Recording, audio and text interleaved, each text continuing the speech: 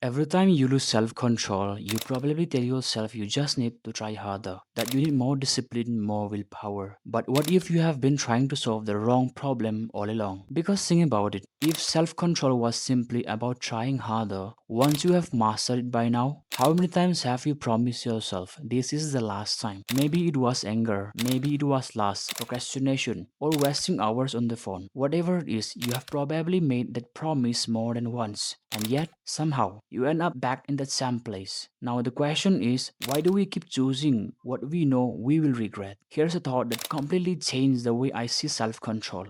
You don't always do what you know is best. You do what you desire most in that moment. That's why you keep scrolling even though you know that you should not. And that's why when someone says one wrong thing and suddenly you're saying words you wish you could take back. That's why temptation keeps winning. Not because it forces you to, but because for a moment it looks more satisfying than obedience. And that's exactly why willpower alone eventually runs out. Imagine trying to stop eating junk food while your kitchen is packed with chips, chocolate, and soda. You can resist for a while, maybe even few days. But if nothing changes except your determination, sooner or later your craving will catch up with you. That's how many of us fight sin. We keep feeding the very desires we're asking God to remove. We fill our minds with things that pull us away from Him and then wonder why saying no feels impossible. The Bible never presents self-control trying harder. God's goal is not to create people with strong willpower. His goal is to transform the heart. Because when the heart changes, the choices begin to change too. Think about someone who is genuinely in love. They don't have to force themselves to spend time with the person they love. They want their desires have changed. The same is true with your walk with God. The more you know Him, the more your heart began to want what He wants. And the things that once had strong grips on you began to lose some of their appeal. But it does not mean temptation disappear. But it doesn't have the same authority over you anymore. The voice of temptation get weaker when the voice of God become more familiar. And your heart is always being shaped by whatever it spends time with. Whatever you feed becomes stronger. Whatever you neglect become weaker. If you constantly feed fear, fear grows. If you constantly feed pride, pride grows. If you constantly feed your relationship with God, your love for Him grows. And as the love grows, saying no to sins slowly stop feeling like you are losing something. You begin to realize you are choosing something better. And maybe that's the secret we have been missing. We have been asking, how can I have more self-control? When the better question is, what is sapping my heart every single day? Because self-control is not just about controlling yourself. It's about allowing God to change what you love. And when your desires begin to change, your decisions start changing too. And that's the biblical secret to self-control. It doesn't begin with strong willpower. It begins with a transformed heart. I hope this makes sense. Thanks for watching.